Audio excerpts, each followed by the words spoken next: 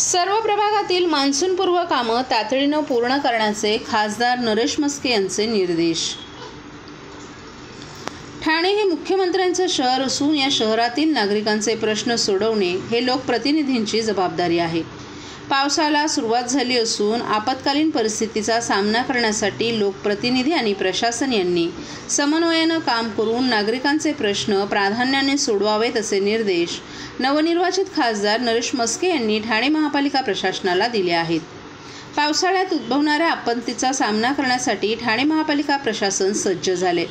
महापालिकेसोबतच MMRDA, MSRDC आणि police प्रशासन हे सर्व विभाग 24 तास सतर्क राहून संघभावनेच्या दृष्टिकोनातून काम करणार असल्याचं महापालिका आयुक्त सौरभ राव यांनी आज नरेंद्र बल्लाळ सभागृहात झालेल्या बैठकीत नमूद केले। ठाणे लोकसभा मतदारसंघाचे नवनिर्वाचित खासदार नरेश म्हस्के यांच्या अध्यक्षतेखाली महापालिका आयुक्त सौरभ राव यांच्या उपस्थितीत ठाणे शहरातील सर्व माजी नगरसेवकांची आढावा बैठक आयोजित केली होती। या बैठकीस माजी महापौर मीनाक्षी शिंदे, अशोक वैती, माजी उपमहापौर पल्लवी कदम, राम रेपाळे, देवराम भोईर, नारायण पवार, रमाकांत मडवी यांच्यासह माजी नगरसेवक आणि नगरसेविकाही उपस्थित होत्या। या बैठकीत मान्सूनपूर्व नाले सफाई, रस्ते आणि खड्डे दुरुस्ती उपाययोजना, सार्वजनिक आरोग्य व्यवस्था, मान्सूनपूर्व वृक्ष छाटणी आणि उपाययोजना, शहरातील सखल भागांकरिता नियोजन आणि उपाययोजना, धोकादायक इमारतींबाबत नियोजन, मलनिस्सारण व्यवस्था, सफाई आणि सुरक्षा विषयक उपाययोजना, मशीन होलची सफाई, मान्सून कालावधीत वृक्षसंबंधी प्राप्त तक्रारींच्या निवारणाकरिता केलेल्या उपाययोजना, CCTV कॅमेरा व्यवस्था, मध्यवर्ती नियंत्रण कक्षांचं केंद्रीकरण आदींबाबत केलेली कार्यवाही याची माहिती स्लाइड सादरीकरणाच्या माध्यमातून उपायुक्त जेजू गोदेपुरे यांनी दिली। यावेळी माजी नगरसेवकांनी प्रभागातील समस्या आयुक्तांसमोर मांडल्या। वृक्ष छाटणी, नाले सफाई, आपत्कालीन परिस्थितीत तात्काळ उपाययोजना महापालिकेच्या माध्यमातून करण्यात यावी आदींबाबत चर्चा केली। माजी नगरसेवकांनी मांडलेल्या तक्रारी तातडीनं सोडवण्याबाबत कार्यवाही करण्यात येईल असं आयुक्त सौरभ राव यांनी यावेळी नमूद केलं।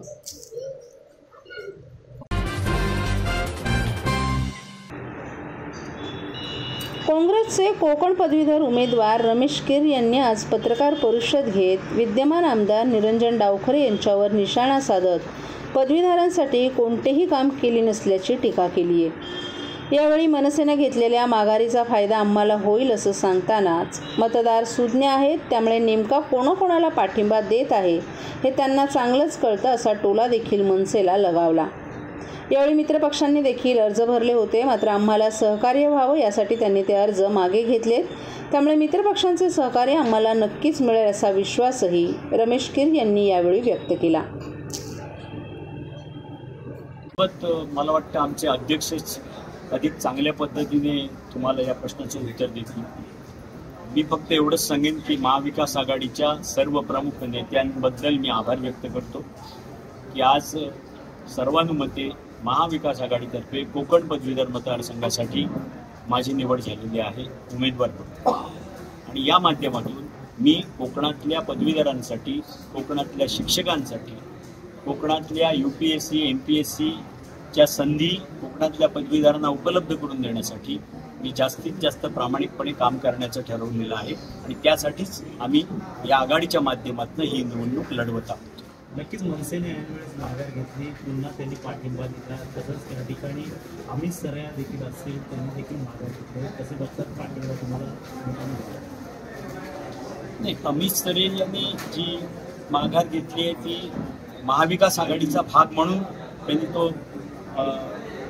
सहकार्य केलं असं मी म्हणेन। मी माघार घेतली असं म्हटलं, पण तुम्ही जो दुसऱ्या पक्षाचा उल्लेख करताय त्यांनी नेमकं असं का केलं हे मी त्याच्यावर काय फार बोलू इच्छित नाही, पण मतदारांना मात्र कळेल की आधी हे काय म्हणाले, त्यांची प्रतिक्रिया काय होती त्या उमेदवाराबद्दल, आणि नंतर त्यांनी पाठिंबा का दिला हे मला वाटतं मतदार शून्य आहेत, पदवीधर आहेत, त्यांना अधिक चांगल्या पद्धतीने कळत आहे आणि ते आम्हाला पुरेसं आहे। म्हणजे आमचं मतदान वाढण्यासाठी त्याला निश्चित मदत होईल अशी मला खात्री आहे।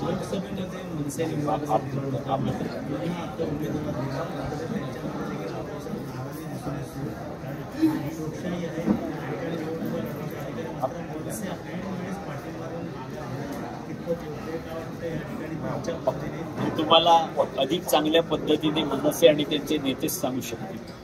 मला या विषयावर काही भाष्य करायचं नाही. मला एवढं माहिती आहे फक्त की महाविकास आघाडी म्हणून आम्ही जी लढत देत आहोत ती आम्ही लढत अतिशय चांगल्या पद्धतीने देणार आणि आम्ही यशस्वी देखील होणार, एवढंच मी या ठिकाणी सांगतो. लोकसभेचा निकाल बघता विधानसभेची परिषदेचा निकाल कसा वेगळा असणार का, एकंदरीत भारतातून कशा प्रकारे असणार आहे आणि निरंजन डावकरे खरोखर त्याच्यामध्ये कामं केली आहे का? 2 वर्षात त्यांना संधी दिली.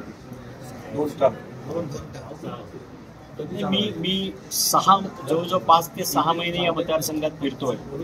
मला कुणी असं सांगणारं भेटलं नाही की या विद्यमान आमदारांनी आम्हाला भेटले, आमच्याकडे आले, आमची काही कामं केली, आमचे काही प्रश्न सोडवले, असं मला तरी कोण भेटलेलं नाही सांगणार.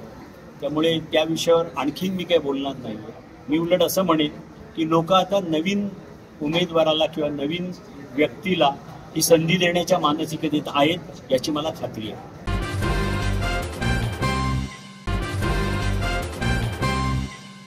सर्व नागरिकांना आवाहन करण्यात येत आहे की सध्या डासांमार्फत पसरणाऱ्या डेंग्यू या आजाराचा प्रसार रोखण्यासाठी प्रत्येकाने पुढीलप्रमाणे कार्यवाही करावी. डेंग्यू आजार एडिस इजिप्ती हा डास चावल्याने होतो. या डासांची पैदास साचलेल्या किंवा साचवलेल्या स्वच्छ पाण्यामध्ये होते. 8 दिवसांपेक्षा जास्त दिवस पाणी उघडे व साचून राहिल्यास त्यात डास अंडी घालतात. अंड्यांच्या अळ्या तयार होऊन पुढे डास तयार होतात. यासाठी आपल्या घरातील पाणी साठे उदाहरणार्थ बॅरल्स, पिंपे, टाक्या, हौद, रांजणे इत्यादी दर आठवड्याला रिकामे करून घासून पुसून कोरडे करून पुन्हा भरावे. 1 दिवस कोरडा दिवस म्हणून पाळावा. पाणी साठ्यांना घट्ट झाकणे बसवावीत किंवा जुनी साडी, चादर, धोतर यांनी बांधून झाकून ठेवावीत, म्हणजे डास त्यात जाऊन अंडी घालणार नाहीत. घराच्या गच्चीवर, आजूबाजूला, अंगणात कोठेही पाणी साचू देऊ नये. भंगार सामान उघड्यावर टाकू नये.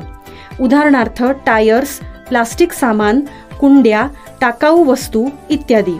अशा सामानात पावसाचे पाणी साठून त्यात डेंग्यूच्या डासांची पैदास होते. घरातील कूलर्स, फ्रीजच्या पाठीमागील ट्रे हे देखील वेळोवेळी कोरडे करावेत. लक्षात ठेवा, नुसत्या फवारणीने डास घनता कमी होत नाही, तर त्यासाठी डास पैदास ठिकाणे नष्ट करणे ही आपल्या सर्वांची जबाबदारी आहे. कोणताही ताप अंगावर न काढता जवळच्या शासकीय रुग्णालयात मोफत औषधोपचार घ्या. अशा प्रकारे नागरिकांनी सहकार्य केल्यास डेंग्यूचा प्रसार रोखणे सहज शक्य आहे.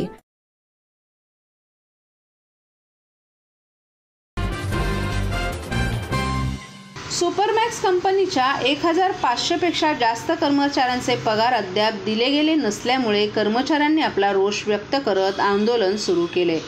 मुख्यमंत्री एकनाथ शिंदे यांनी यावर न्याय न दिल्यास आम्ही आत्महत्येची धमकी देत कर्मचाऱ्यांनी आज मुख्यमंत्री एकनाथ शिंदे यांच्या निवासस्थानाबाहेर आंदोलन सुरू केले. कर्मचारी आणि पोलीस अधिकाऱ्यांमध्ये यावेळी बाचाबाची झाल्यानं वातावरण तणावपूर्ण झालं होतं. कर्मचाऱ्यांनी यावेळी स्पष्टपणे मुख्यमंत्री एकनाथ शिंदे यांनी त्यांच्या मागण्या ऐकून न्याय न दिल्यास तर ते सर्व रस्ते आणि सिग्नल जाम करतील असा इशारा दिला. आम्ही मुख्यमंत्री एकनाथ शिंदे यांच्याकडून आमच्या मागण्यांना न्याय मिळवण्यासाठी आज मुख्यमंत्री निवासस्थानाबाहेरून हटणार नसल्याचंही कर्मचाऱ्यांनी सांगितलं. आम्ही आमच्या पगारासाठी लढत राहू आणि जर लवकरच आमचे पैसे दिले गेले नाहीत तर आमचं आंदोलन अधिक तीव्र करू असा इशाराही त्यांनी यावेळी दिला. या आंदोलनामुळे ठाणे परिसरात तणावाचं वातावरण निर्माण झालं. कर्मचारी आपल्या हक्कासाठी ठाम असून त्यांनी मुख्यमंत्री एकनाथ शिंदे यांनी तातडीनं हस्तक्षेप करून त्यांच्या पगाराची सोय करावी अशी मागणी केली. पोलिसांनी आंदोलनाच्या ठिकाणी कडक सुरक्षा व्यवस्था तैनात केली होती. आम्हाला हिशोब आहे किमान 25 ते 30 लाखाचा आम्ही जे टार्गेट केले त्याच्यावरती आम्हाला हिशोब मिळाला पाहिजे. आमची मागणी आहे. राष्ट्र आहे, प्रामाणिकपणे काम करून सुद्धा आमचा काय गुन्हा होता, आम्ही कुठे कमी पडलो, आम्ही प्रोडक्शन देत नव्हतो का? पण ह्या गोष्टी करत असताना अचानक असं काय घडलं याच्यामध्ये युनियन सुद्धा सामील असू शकते. आम्हाला पूर्ण संशय आहे, कारण का युनियन सर्व कामगारांच्या अंडरमध्ये सगळी युनियन होती. या सगळ्या गोष्टी सगळं मिली बघत आहे. आम्हाला न्याय मिळाला पाहिजे. जर कंपनी चालू करायची नसेल हरकत नाही, पण आम्हाला न्याय द्या, आम्हाला हिशोब द्या, ही जेवढी मागणी आहे. बाकी काही मागणी नाही. तिथे टोलेजंग इमारती बांधा, काही करा, तिकडे काय करा, पण आम्हाला कामाला हिशोब द्या, हीच आमची माफक मागणी आहे. याच्यापुढे आम्ही जास्त काहीच मागणी करत नाहीये. आणि त्याच्यामध्ये आमचे कामगार मेले. त्याच्यामध्ये आमचे कामगार मेले, घर जाऊन उद्ध्वस्त झाले, काही लोकांना शाळेतून काढले, काही लोकांना आता ऍडमिट आहेत आणि उपचार घेत आहेत. पण आम्हाला न्याय मिळत नाही, म्हणून आम्ही शिंदे साहेबांच्या बंगल्यासमोर येऊन आणि आम्ही आमची खात्री आहे की आम्हाला शिंदे साहेब न्याय देतील आणि शिंदे साहेब योग्य हिशोब नाही तर योग्य 40 ते 50 लाख रुपये मिळवून देतील. याच कारणाने आम्ही या शिंदे साहेबांच्या बंगल्यासमोर येऊन न्याय मागण्याचा प्रयत्न केला आणि करत आहोत आणि करत राहणार.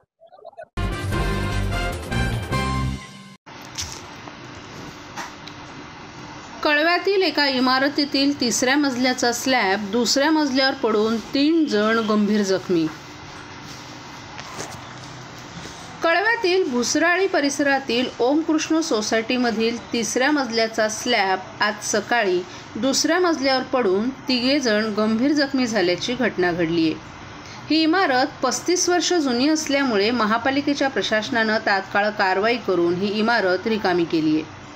या इमारतीमध्ये राहणाऱ्या 30 कुटुंबियांना इमारतीबाहेर काढून ही इमारत सील करण्यात आली आहे. कळवा परिसरातील भुसराळी भागात ओमकृष्ण इमारतीमधील हा स्लॅबचा अपघात झाल्यामुळे दुसऱ्या मजल्यावर राहणाऱ्या मयूर दांडेकर, मनोहर दांडेकर आणि मनीषा दांडेकर हे 3 जण जखमी झालेत. या तिन्ही जखमींना कळव्यातील माऊली हॉस्पिटलमध्ये दाखल करण्यात आलं आहे. अपघात झाल्यानंतर कळवा प्रभाग समितीने संपूर्ण इमारत रिकामी करून इमारतीमधील रहिवाशांना इमारतीबाहेर काढलं. या इमारतीमध्ये 30 कुटुंब वास्तव्य करीत होती. त्यांना आपली व्यवस्था करण्याचे आदेश महानगरपालिकेने दिले आहेत, कारण इमारत कधीही दुर्घटना होऊ शकते आणि यामध्ये जीवितहानी होऊ शकते असं महापालिका कळवा प्रभाग समितीकडून सांगण्यात आले. महापालिकेनं कारवाई करून या इमारतीच्या परिसरात धोकापट्टी लावून देखील हा परिसर रिकामा करण्यात आला आहे.